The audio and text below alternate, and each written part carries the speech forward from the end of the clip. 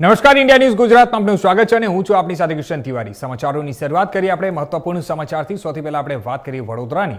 તો સમગ્ર વિશ્વમાં ભારતીય સંસ્કૃતિની જ્યોત સદૈવ ત્યાં ચાલતું રહે અને પ્રજ્વલિત રાખનાર એવા બ્રહ્મ સ્વરૂપ પ્રમુખ સ્વામી મહારાજની 104મી જન્મ જયંતિ માગશર સુદ આઠમ તારીખ 28 ડિસેમ્બરના રોજ છે। ત્યારે તેઓના પ્રાગટ્ય સ્થાન ચાણસ્દથી વડોદરા BAPSના 104 યુવાનોએ મશાલ યાત્રાનો પ્રારંભ કર્યો હતો। ભગવાન સ્વામિનારાયણના છઠ્ઠા આધ્યાત્મિક અનુગામી પ્રગટ બ્રહ્મ સ્વરૂપ મહંત સ્વામી મહારાજની પ્રાગટ્ય ભૂમિ જબલપુરથી આ યાત્રાનો પ્રારંભ કરવામાં આવ્યો હતો। ત્યારે રવિવારના રોજ પ્રમુખ સ્વામી મહારાજની જન્મ તારીખ 7 ડિસેમ્બરના રોજ સાંજે અમદાવાદ ખાતે સાબરમતી નદીના તટ પર રિવરફ્રન્ટ પર ઉજવાયેલા ઉત્સવમાં આ 104 મશાલ યાત્રીઓને મહંત સ્વામી મહારાજની ઉપસ્થિતિમાં સન્માન આપવામાં આવ્યા હતા। અને આ સાથે જ સોમવારે સવારે આ મશાલ યાત્રીઓ વડોદરાના અટલાદરા મંદિરે આવી પહોંચ્યા। ત્યારે પૂજ્ય કોઠારી સ્વામી સહિત તમામ સંતો અને હરિભક્તોએ ઢોલ નગાડા સાથે આ યાત્રીઓનું સ્વાગત કર્યું હતું અને તેમજ તમામ 104 યાત્રીઓને પૂજ્ય કોઠારી સ્વામીએ પુષ્પહાર પહેરાવી વધાવ્યા હતા।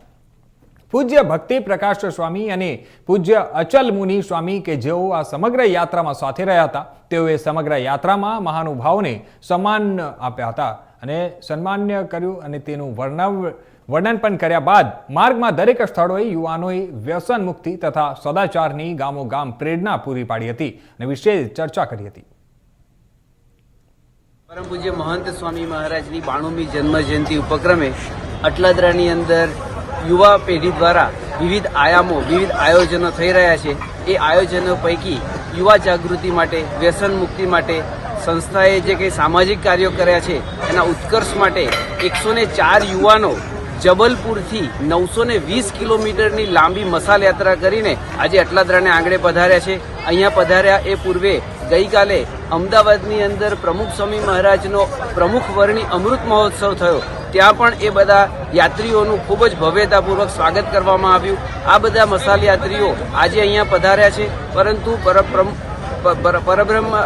પરબ્રહ્મ ભગવાન સ્વામિનારાયણના છઠ્ઠા અનુગામી આધ્યાત્મિક અનુગામી મહંત સ્વામી મહારાજની 92મી જન્મ જયંતિ જ્યારે ઉજવાશે ત્યારે ચાણસદથી એ લોકો મશાલ યાત્રા લઈને જન્મ જયંતિના સ્થળ સુધી પણ જવાના છે।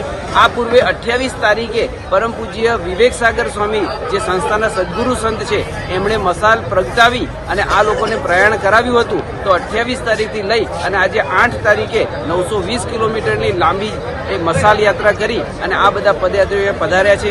અટલાદરાની અંદર અટલાદરાના પૂજ્ય સંતોએ, અટલાદરાની ભાવિક જનતાએ એમનું ઉષ્માભર્યું ખૂબ સારું સ્વાગત કર્યું છે।